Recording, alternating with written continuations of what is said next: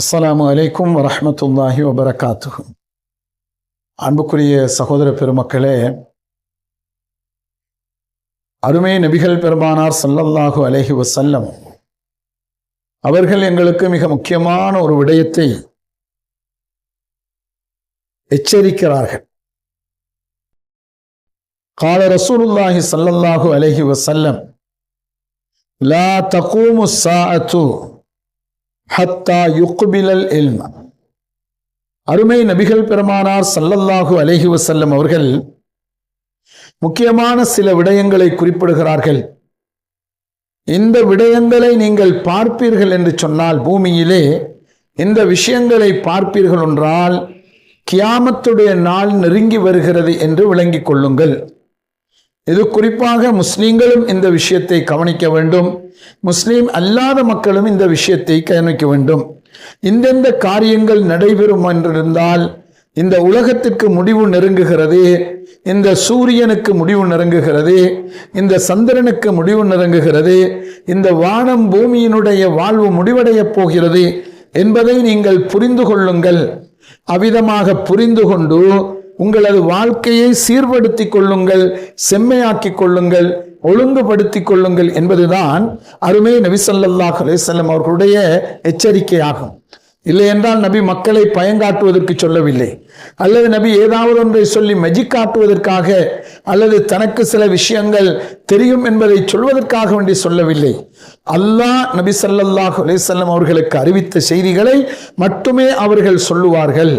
அல்லாஹ் குர்ஆன் என்ற அடிப்படையில் சொன்னவற்றை குர்ஆன் என்றும், நபி ஸல்லல்லாஹு அலைஹி வஸல்லம் அவர்களுக்கு ஹதீஸுல் குதுசி என்ற அடிப்படையிலே அறிவிக்கப்பட்டதை ஹதீஸுல் குதுசி என்றும், அதே நேரத்திலே அவர்களுக்கு அல்லாஹ் அறிவித்த இல்ஹாமியத்தான அந்த வகையை ஹதீஸ்கள் என்றும் நாங்கள் சொல்கிறோம். ஆக மொத்தத்தில் ரசூல் ஸல்லல்லாஹு அலைஹி வஸல்லம் சொன்னவைகள் அத்தனையுமே வகிதான். அவைகள் வீணுக்கோ விளையாட்டுக்கோ சொல்லப்பட்டது அல்ல, அல்லது தான் பெரிய மனிதன் என்பதை சொல்வதற்கும் சொல்லப்பட்டதல்ல.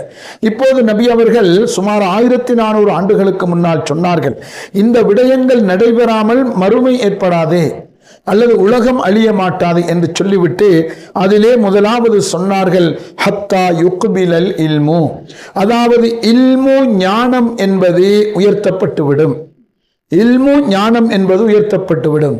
நீங்கள் சொல்லுவீர்கள், இன்றைத்தான் உலகம் பூராவில் அறிவியல் வளர்ந்திருக்கிறது, அல்லது தொழில்நுட்பம் வளர்ந்திருக்கிறது என்று சொல்லுவீர்கள். ஆனால் அறிவியலும் தொழில்நுட்பமும் மற்றுமுண்டானவைகள் எல்லாம் வளர்ந்திருக்கிறது, மனிதாபிமானம் போய்விட்டது. மனிதனுக்கு இருக்க வேண்டிய வெக்கம், கூச்சம், நாணம் என்பவைகள் இல்லாமல் போய்விட்டன. மனிதனுக்கு இருக்க வேண்டிய, ஒரு மனிதன் இன்னொரு மனிதனுக்கு செலுத்த வேண்டிய கண்ணியம், கௌரவம், மரியாதை என்பது இல்லாமல் போய்விட்டன. ஒரு மனிதனுக்கு நடக்கிற துன்பத்தை பார்த்து இறக்கப்படுவது, அன்பு காட்டுவது இல்லாமல் போய்விட்டது. இதுதான் கல்வியின் மூலம் மனிதனிடத்திலே வர வேண்டிய மாற்றங்கள்.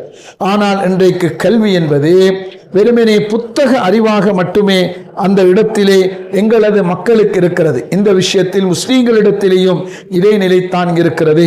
ஆனால் நபி அவர்கள் சொன்னார்கள், இந்த ஞானம், இந்த தெளிவான சிந்தனை, தெளிவான இல்மு என்பது கியாமத்து நெருங்க நெருங்க அது அப்படியே உயர்த்தப்பட்டுவிடும்.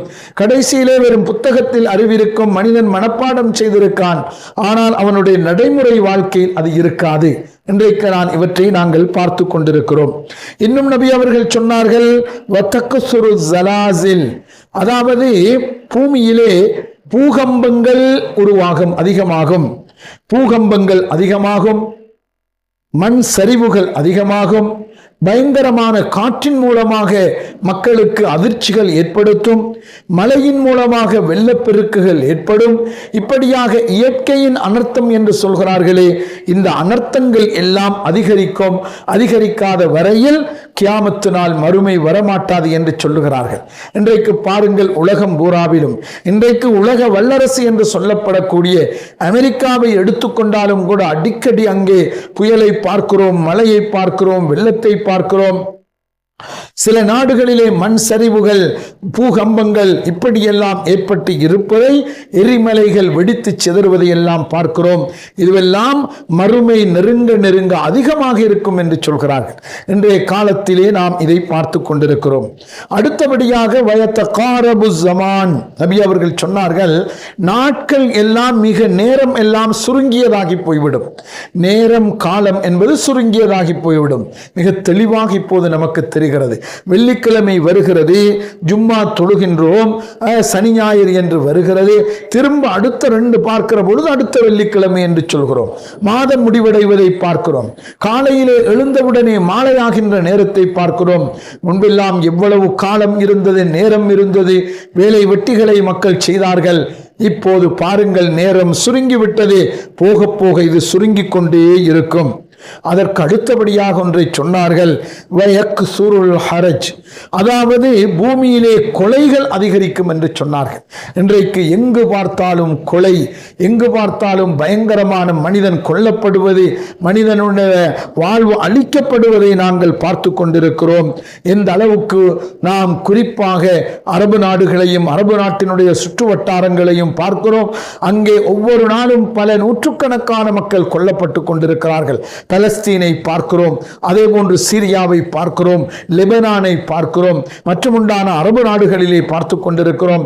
அது அல்லாத மற்ற ரஷ்யா போன்ற பகுதிகளில் அங்கே உள்ள நாடுகளிலே நாங்கள் பார்க்கிறோம். இவ்விதம் மனிதன் கொல்லப்படுவது சர்வ சாதாரணமாக போய்விட்டது. அதிகமான படுகொலைகள் நடைபெற்றுக் கொண்டிருக்கும் என்று சொன்னார்கள். அதே போன்று மால், எங்கு பார்த்தாலும் செல்வம் அதிகரிக்கும், செல்வம் அவர்கள் மத்தியிலே கொட்டி கிடைக்கும். ஆனாலும் கூட அந்த செல்வத்தினால் திருப்தி அடைய மாட்டான் மனிதன் என்று சொன்னார்கள்.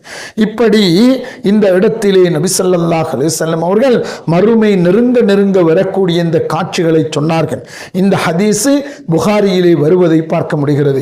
அருமையான சகோதர பெருமக்களே, நம்முடைய மக்களே, நீங்கள் விளங்கிக் கொள்ள வேண்டியது என்னவென்று சொன்னால், இப்படி சொல்லப்படுவது வருகிறது வருகிறது என்று பேசிக்கொண்டிருப்பதல்ல.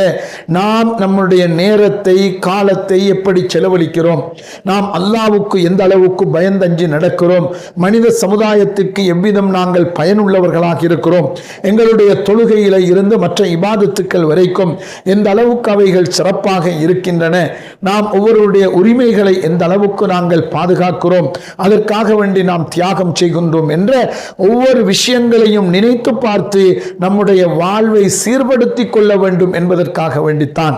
இன்றைக்கு எத்தனையோ செய்திகள் எல்லா மக்களுக்கும் தெரிகிறது. ஆனால் அந்த தெரிகின்ற செய்தியை நாங்கள் அப்படியே எங்களுக்குள்ளே உள்வாங்கி அவற்றை நாங்கள் நடைமுறைப்படுத்தி நாம் மறுமையில் வெற்றி பெறுவதற்குரிய மக்களாக மாற வேண்டும் என்பதுதான் நபியினுடைய எச்சரிக்கையாக இருக்கிறது. ஆக அருமையான சகோதர பெருமக்களே, நாம் இவற்றை சிந்தனைக்கு எடுத்து எங்களது வாழ்க்கையிலே நாம் செயல்படுத்துவோமாக. எல்லாம் வல்ல இறைவன் நம் அனைவருக்கும் அருள் புரிவானாக. அஸ்ஸலாமு அலைக்கும் வரஹ்மத்துல்லாஹி வபரகாத்துஹு.